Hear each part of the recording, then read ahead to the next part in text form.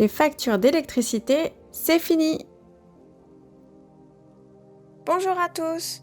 Pendant notre absence de YouTube, nous avons énormément avancé sur notre projet de maison autonome en énergie. Aujourd'hui, on ne paie plus aucune facture d'électricité et on va vous présenter dans cette vidéo l'évolution de notre installation. Depuis notre dernière publication, nous n'avons pas chômé.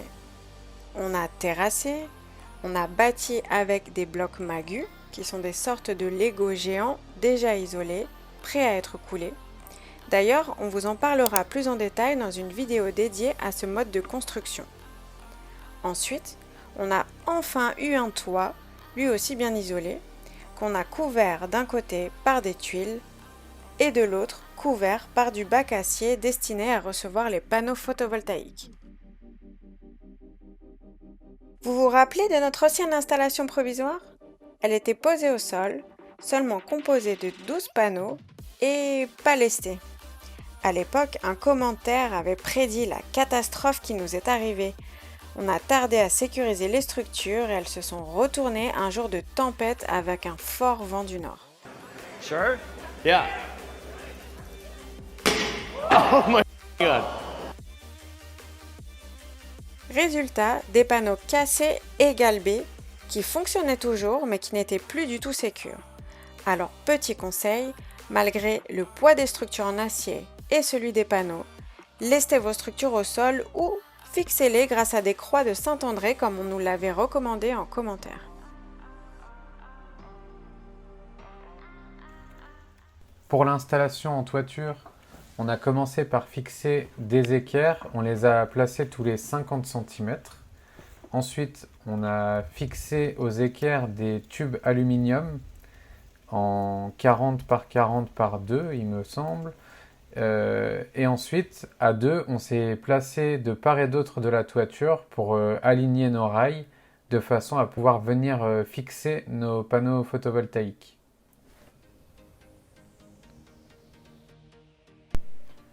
Une fois les rails placés sur les équerres, on amène un à un les panneaux photovoltaïques. Donc ce sont des panneaux photovoltaïques de 340 watts crête chacun qui pèsent aux alentours de 20 kg.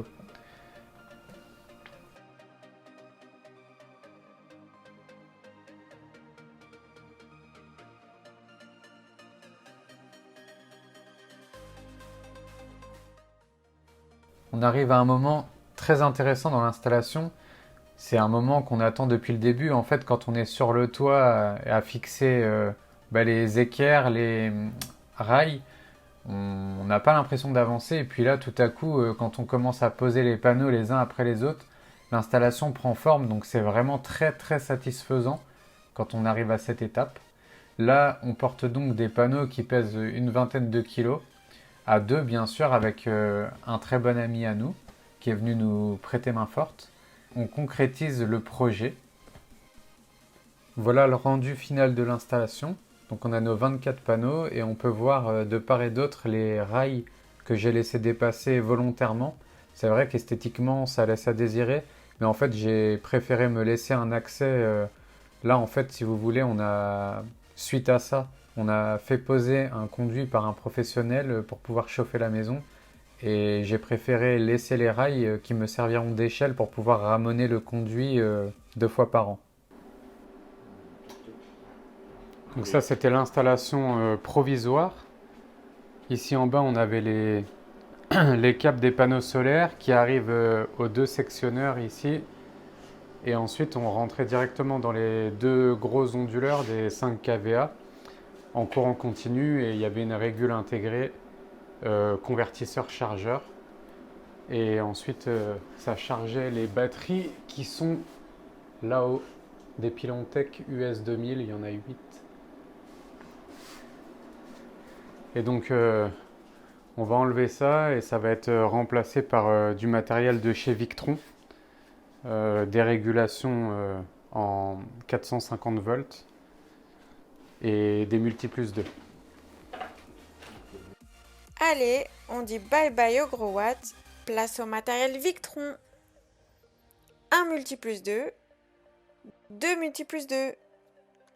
On en profite pour remercier notre ami Michael des énergies renouvelables qui est venu installer la planche avec nous. Parce qu'un onduleur Victron pèse quasi 30 kg et qu'il vaut mieux plusieurs cerveaux pour penser à tout côté sécurité électrique. Ici, vous voyez qu'on les a posés sur des silent blocs non fournis par Victron pour limiter les vibrations et le bruit. Pour un montage propre, on a opté pour une grande goulotte horizontale où on va faire passer la plupart des câbles. En premier, on place tous les éléments. Les 2 onduleurs, les 2 régulations, un coffret de protection en courant continu, là où arrivent les câbles solaires, un Cerbo GX et son GX Touch, qui est un écran tactile. Pour le côté vintage et nostalgique, un petit compteur électromagnétique. Évidemment, pas raccordé au réseau, mais plutôt sympa de le voir comptabiliser les kilowattheures d'une maison autonome. 2 sectionneurs, un coffret de protection pour le courant alternatif, un autre coffret pour le courant continu avec les méga fusibles verts que vous voyez là, des boutons d'urgence là où il faut, en cas de panique, visez le rouge. Et pour finir, un cable management pour bien identifier tous les câbles et obtenir une planche bien rangée.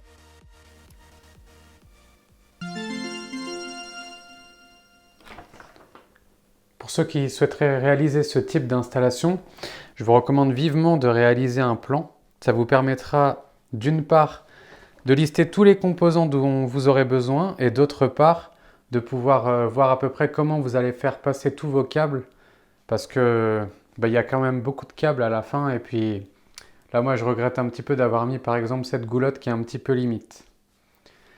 Ici comme vous pouvez le voir, on a aussi fait réaliser une structure pour ranger les batteries. Là c'est provisoire. Mais bon, si on ne vous sort pas la vidéo, on la sortira jamais. Donc au moins ça vous permet de voir un peu l'état d'avancement de l'installation. Merci d'avoir regardé cette vidéo. Promis, on va se remettre à poster régulièrement. On a prévu de vous parler d'éoliennes, de prototypes électriques, de construction et de plein d'autres choses. Alors, abonnez-vous! Maintenant, place à votre moment préféré, les bonus. Quoi, t'as un truc comme ça en 8 là? Ouais. Tiens, attends, il est là! Il est là! Mimi a filmé ça, mais on s'en fout de ça là. Si, c'est pas les bêtises.